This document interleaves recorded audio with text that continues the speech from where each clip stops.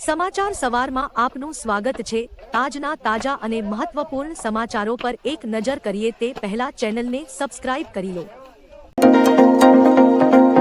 2 દિવસ ભારે આગાહી ભૂક્કા બોલાવશે વરસાદ। હવામાન વિભાગે કચ્છ, મોરબી, જામનગર, દ્વારકા, પોરબંદર અને જૂનાગઢમાં યલો એલર્ટ જાહેર કર્યું છે। આ જિલ્લામાં ગાજવીજ સાથે ભારે વરસાદની શક્યતા છે। આજે 3 ઓક્ટોબરે કચ્છ, ઉત્તર ગુજરાત અને દક્ષિણ ગુજરાતમાં હળવાથી મધ્યમ વરસાદની શક્યતા છે। આજે 3 ઓક્ટોબર દરમિયાન સૌરાષ્ટ્ર અને કચ્છમાં ભારે વરસાદ પડવાની શક્યતા છે। આ સાથે દીવ સહિત અનેક વિસ્તારોમાં જળબંબાકારની સ્થિતિ સર્જાય તેવી શક્યતા છે। આગાહી વચ્ચે અનેક જગ્યાએ ધોધમાર વરસાદ। હવામાન વિભાગની આગાહી વચ્ચે કચ્છના અનેક ભાગોમાં વરસાદી માહોલ જામ્યો હતો। ગાંધીધામ અને ગ્રામ્ય વિસ્તારમાં વરસાદ પડ્યો હતો। હવામાન વિભાગે કચ્છ અને સૌરાષ્ટ્ર માટે 2 દિવસ ભારે વરસાદની આગાહી કરી છે। રાજકોટના જસદણમાં ધોધમાર વરસાદ પડ્યો હતો। જામનગરમાં પણ વરસાદ વરસ્યો છે। લાલચોક અને હવાઈ બંગલા વિસ્તારમાં વરસાદી માહોલ જોવા મળ્યો। જૂનાગઢમાં ગિરનાર વિસ્તારમાં વરસાદી માહોલ જામ્યો હતો। બોટાદ જિલ્લામાં પણ અનેક જગ્યાએ ધોધમાર વરસાદ પડ્યો હતો। ઉપલેટામાં 5 દિવસથી સતત વરસાદ પડી રહ્યો છે। ભાવનગર જિલ્લાના મહુવા અને ઘોઘા પંથકમાં પણ ભારે વરસાદ જોવા મળ્યો હતો। સુરત જિલ્લાના બારડોલીમાં ભારે વરસાદ નોંધાયો હતો।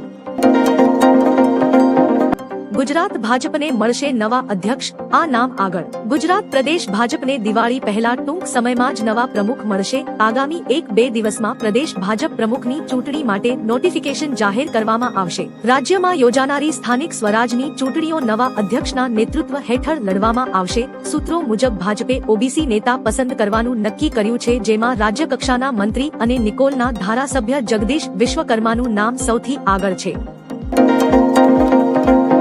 પીઓકેમાં હિંસક દેખાવો, 164 પોલીસકર્મી બંધક। પીઓકેમાં રાજકીય દમન અને આર્થિક શોષણ વિરુદ્ધ લોકોએ ઉગ્ર દેખાવો શરૂ કર્યા છે। મુઝફ્ફરાબાદ અને બાગ સહિતના જિલ્લાઓમાં દેખાવકારો અને પોલીસ વચ્ચેના ઘર્ષણમાં પ્રદર્શનકારીઓના મોત થયા છે। સ્થિતિ એટલી વણસી છે કે પંજાબ પોલીસના 164 અધિકારીઓને દેખાવકારોએ બંધક બનાવી લીધા છે। સરકાર દ્વારા ઇન્ટરનેટ સેવા બંધ કરવા છતાં લોકો રસ્તા પર ઉતરી વિરોધ કરી રહ્યા છે।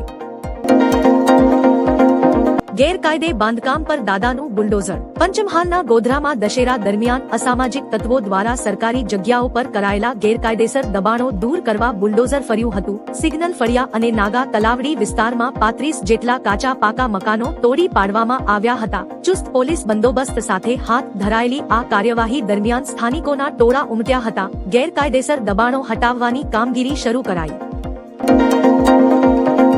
દશેરા પર રાજ્યમાં 54,000 વાહનોનું વેચાણ। જીએસટી દરમાં ઘટાડો થયા બાદ વાહનો સસ્તા થયા છે, જે કારણે રાજ્યમાં દશેરાના દિવસે વાહન ખરીદીમાં ભારે ઉછાળો જોવા મળ્યો છે। 4,40,000 ટુ વ્હીલર અને 10,000 કારનું વેચાણ થયું છે, જેમાંથી અમદાવાદમાં 6,000 ટુ વ્હીલર અને 2,400 કાર વેચાઈ છે। સમગ્ર ગુજરાતમાં દશેરા દરમિયાન અંદાજે 3,300 કરોડના વાહન વેચાણ થયું છે। ઉલ્લેખનીય છે કે વાહનની ખરીદી માટે લોકો દશેરાની રાહ જોતા હોય છે।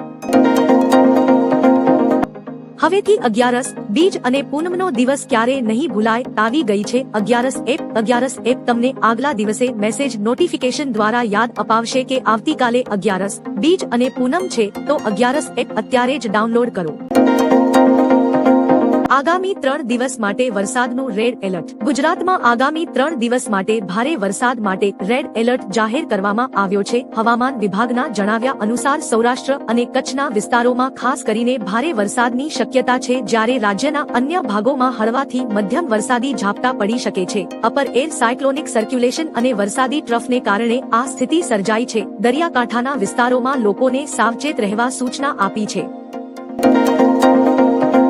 છેલ્લા 24 કલાકમાં 130 તાલુકા જળબંબાકાર। ગુજરાતમાં છેલ્લા 24 કલાક દરમિયાન 130 તાલુકાઓમાં વરસાદ નોંધાયો છે, જેમાં સૌરાષ્ટ્રમાં મેઘરાજાનું જોર વધારે રહ્યું। સૌથી વધુ વરસાદ ગીર સોમનાથના માંગરોળમાં 4 ઇંચ પડ્યો છે। આ ઉપરાંત તાલાલા, કેશોદ, માળિયા હાટીના અને ઉનામાં પણ 2 ઇંચથી વધુ વરસાદ નોંધાયો છે। હવામાન વિભાગે આગામી દિવસોમાં પણ વરસાદ ચાલુ રહેવાની સંભાવના વ્યક્ત કરી છે।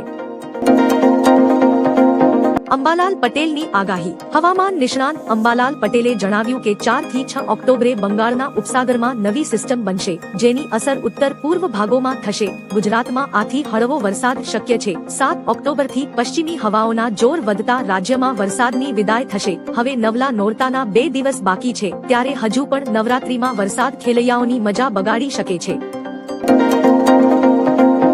સરદાર સરોવર ડેમની જળ સપાટી આ સિઝનમાં પહેલીવાર 138 મીટરે પહોંચી. સરદાર સરોવર ડેમમાં ચોમાસાની આ સિઝનમાં પ્રથમ વખત પાણીનું સ્તર 138 મીટર સુધી પહોંચ્યું છે. ડેમની મહત્તમ સપાટી 138 મીટર હોવાથી ફક્ત 0.68 મીટર પૂરું ભરવાનું બાકી છે.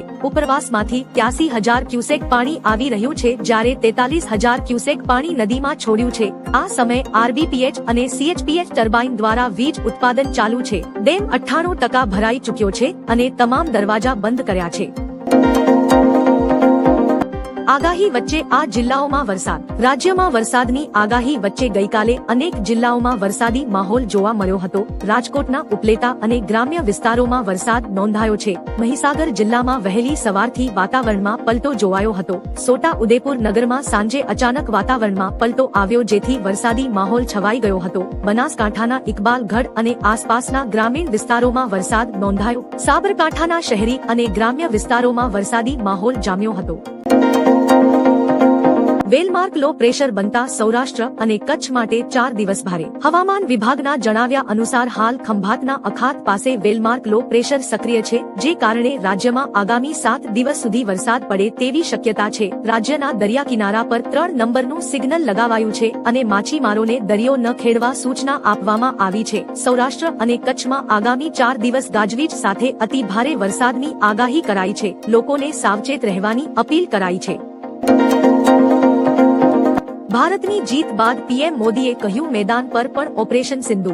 ભારતીય ક્રિકેટ ટીમે દુબઈમાં એશિયા કપ 2025ની ફાઇનલમાં પાકિસ્તાનને 5 વિકેટથી હરાવીને 9મું ટાઇટલ જીત્યું છે. આ જીતથી દેશભરમાં ઉજવણીનો માહોલ છવાયો છે. વડાપ્રધાન નરેન્દ્ર મોદીએ ટ્વીટ કરીને ટીમને શુભેચ્છા આપી અને લખ્યું કે રમત ગમતના મેદાન પર ઓપરેશન સિંદૂર પરિણામ એ જ છે ભારતની જીત. ખેલાડીઓને અભિનંદન. આ સિવાય દેશભરમાં લોકોએ ફટાકડા ફોડી ઉજવણી કરી છે.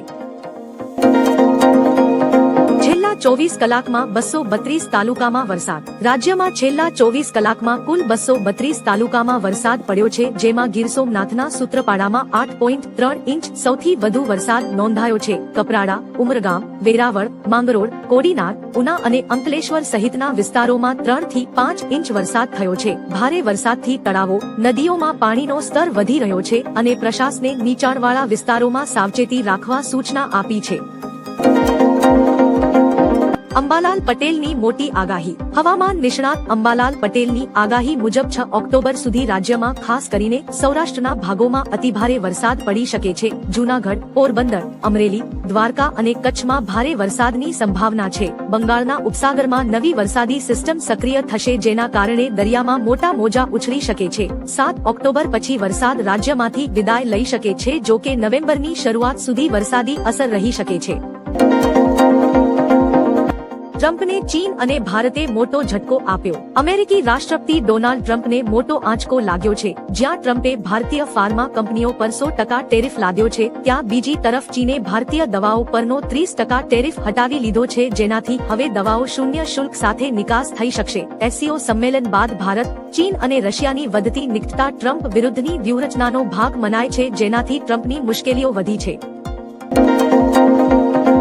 માંગરોળમાં 4 કલાકમાં 4.5 ઇંચ વરસાદ. ગુજરાતમાં બંગાળની ખાડીમાં સર્જાયેલી સિસ્ટમને કારણે સૌરાષ્ટ્રમાં મેઘરાજાની તોફાની બેટિંગ ચાલુ છે. જૂનાગઢના માંગરોળમાં માત્ર 4 કલાકમાં 4.5 ઇંચ જેટલો વરસાદ ખાબક્યો છે. ભારે વરસાદની આગાહી અને દરિયામાં કરંટને પગલે બંદરો પર 3 નંબરનું ભયસૂચક સિગ્નલ લગાવી દેવાયું છે. હવામાન વિભાગે 4 ઓક્ટોબર સુધી રાજ્યમાં ખાસ કરીને અમરેલી અને ગીર સોમનાથમાં અતિભારે વરસાદની આગાહી